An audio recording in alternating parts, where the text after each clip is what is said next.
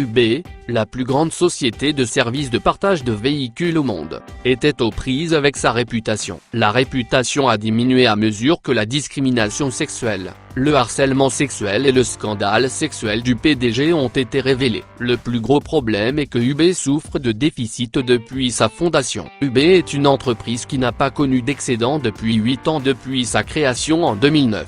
En 2016, la société a enregistré une perte d'exploitation de 2,8 milliards de dollars. Cela n'a pas de sens de comprendre dans le bon sens. Comment une entreprise qui ne peut pas faire un excédent peut-elle durer 8 ans? La réponse réside dans l'acceptation des utilisateurs et la part de marché élevée. Sur la base de la réponse de l'utilisateur, eBay a pris des compagnons de taxi méchantes et dominé le marché des transports publics américains. Il est également en concurrence avec des compagnons de taxi locales dans divers pays tels que l'Europe et l'Asie. Il a tellement d'utilisateurs et de parts de marché élevées. Les investisseurs de la Silicon Valley, qui ont vu cela, ont apprécié la valeur d'eBay et ont fait des investissements continus en conséquence. Basé sur un investissement ininterrompu, eBay a rapidement grandi pour devenir une licorne dans l'industrie du transport avec plus de 12 000 employés. Cependant, cette entreprise basée sur l'investissement a un angle mort. Lorsque la croissance de l'entreprise cesse,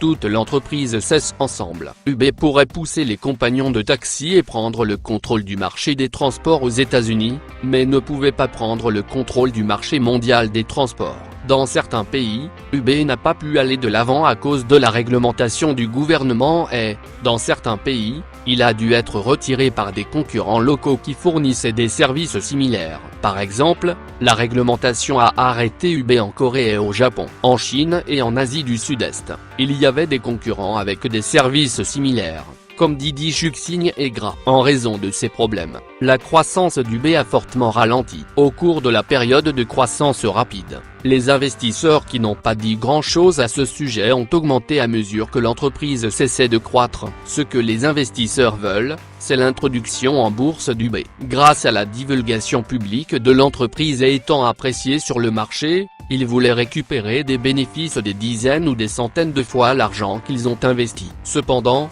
il était impossible d'épauler les entreprises déficitaires. Les investisseurs ont demandé au fondateur de eBay, Travis Kalanick, de fournir un moyen concret de réaliser des profits, mais Kalanick n'a pas répondu. En fin de compte, Kalanick a dû démissionner du PDG d'eBay. Alors que les investisseurs exigeaient un changement de direction, il a été renvoyé de sa propre compagnie. Pour aggraver les choses, Benchmark Capital, le plus gros investisseur avec une participation de 13% dans eBay, a accusé Kalanick de fraude et de violation de contrat. Kalanick détient une participation de 10% dans eBay, ce qui signifie que le véritable propriétaire de l'entreprise ne l'a plus supporté. Le conseil d'administration d'eBay et Kalanick, ainsi qu'un groupe d'investisseurs, ont commencé à chercher le nouveau PDG d'eBay. Le nouveau PDG d'eBay devait être une personne ayant une riche expérience dans la gestion de l'entreprise afin de pouvoir affronter la culture organisationnelle d'eBay. En même temps, il devait être une personne avec un état d'esprit flexible pour être capable de mener le démarrage d'une atmosphère libre. Plus que toute autre chose, la personne devait être dotée de capacités de gestion suffisantes pour faire des divulgations d'entreprises rentables et fructueuses. Kalanick a nommé Dara Khosrowshahi, le PDG d'Expedia, comme son successeur. 2 mois après que la tour de contrôle d'eBay soit devenue vacante, Khosrowshahi a déclaré qu'il accepterait le poste de PDG d'eBay au sein du conseil d'administration et des employés d'eBay. Il a dit « Je serai un guerrier pour eBay, je dirigerai le changement d'eBay, et je terminerai tous les préparatifs pour eBay à épauler l'entreprise d'ici 18 à 36 mois. » Khosrowshahi a fait grandir Expedia, qui n'était qu'une petite page d'accueil déconnectée de Microsoft, pour devenir l'une des plus grandes sociétés de voyage du monde grâce à plusieurs fusions et acquisitions. Au cours des 11 années qui se sont écoulées depuis que Khosrowshahi est devenu PDG en 2005,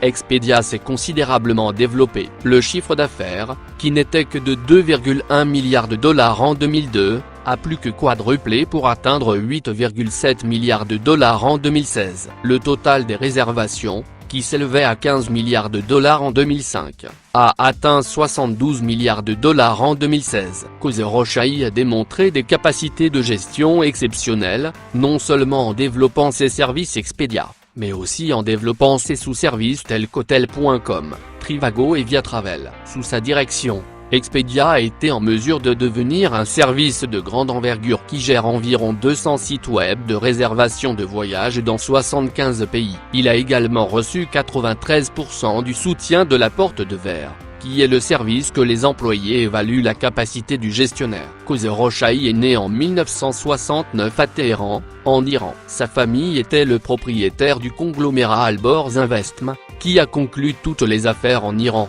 y compris la finance, les produits pharmaceutiques, les produits chimiques, la nourriture, la distribution, l'emballage et le commerce. Il est né en tant qu'héritier du conglomérat. Cependant, à l'âge de 9 ans, lorsque la révolution iranienne éclata et que la famille royale Pahlavi fut mise à la porte par Khomeini en 1978, la vie de Khosrow-Shahi atteignit un point d'inflexion. Tous les biens d'Alborz Investment ont été nationalisés, et Khosrow-Shahi et sa famille ont dû quitter le pays aux États-Unis et au Canada pour échapper aux colères. Mais Khosrow-Shahi a pu passer ses journées d'école inopportunes grâce à des parents qui ont déménagé aux États-Unis quand Alborz Investment était encore en vie. Il s'est installé à Terryton, New York, et est diplômé d'un prestigieux collège privé et spécialisé en génie électrique à l'université Brown de l'Ivy League. Après avoir été diplômé de l'école, il a travaillé comme analyste à la banque d'investissement et est devenu vice-président après avoir déménagé à un grand groupe de médias Internet,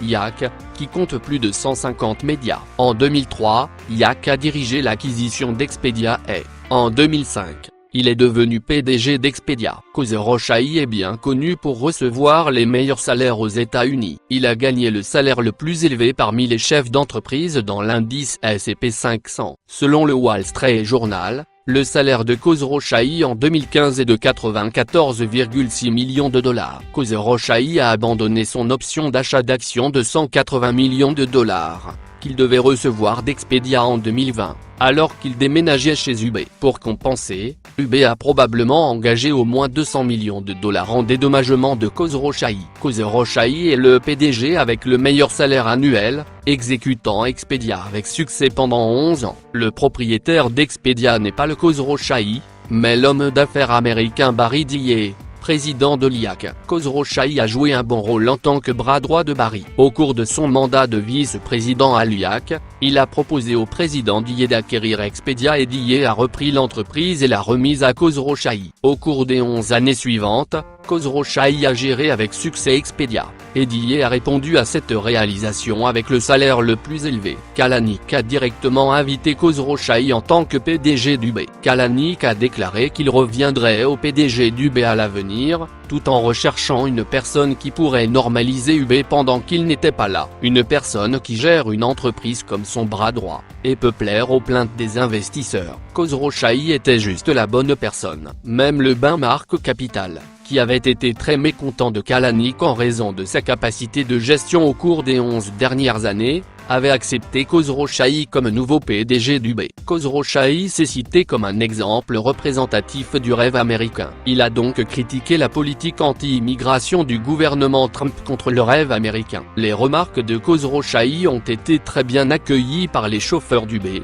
dont beaucoup venaient d'immigrants. C'était suffisant pour diluer une grande partie de l'implication de Kalanick dans l'administration Trump. Le cours de Khosrow-Shahi est considéré comme l'une des raisons pour lesquelles il a été nommé PDG d'UBS. Khosrow-Shahi n'est pas un propriétaire d'entreprise mais un gestionnaire professionnel. Les gestionnaires professionnels doivent gérer l'entreprise au nom du propriétaire d'une entreprise qui manque de capacité de gestion ou n'est pas en mesure de le faire au premier plan. Ils doivent maximiser le profit de l'entreprise en fonction du goût des investisseurs, et en même temps concevoir l'avenir de l'entreprise en fonction de l'intention du propriétaire. Au moins, le chemin de Khosrow-Shahi jusqu'ici n'a pas été vicié comme ce gestionnaire professionnel. Khosrow-Shahi, qui a été le leader d'Expedia au cours des 11 dernières années, doit maintenant être testé et prouver ses capacités à nouveau sur UBS. Il a reçu une grande mission. Malgré de nombreux problèmes comme la lutte entre les fondateurs et les investisseurs, la culture de l'entreprise, et la perte de l'entreprise, il est temps de normaliser l'entreprise et compléter la divulgation de l'entreprise dans les 3 ans. S'il réussit, il deviendra une nouvelle légende dans l'industrie de la gestion professionnelle. S'il échoue, il sera nommé dans le manuel de l'école de commerce, comme l'un de ces gestionnaires professionnels